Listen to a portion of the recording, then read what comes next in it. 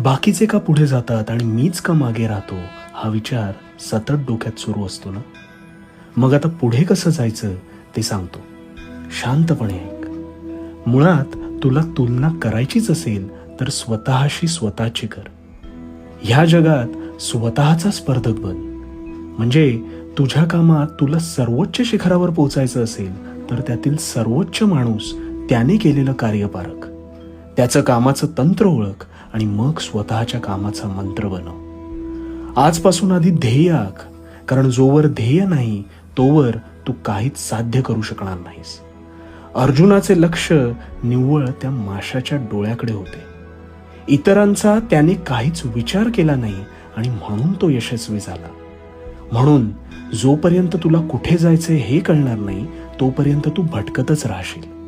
ध्येय आख, स्वतःवर नेहमी काम कर आणि मग बघ तुझी ध्येयपूर्ती निश्चित आहेच.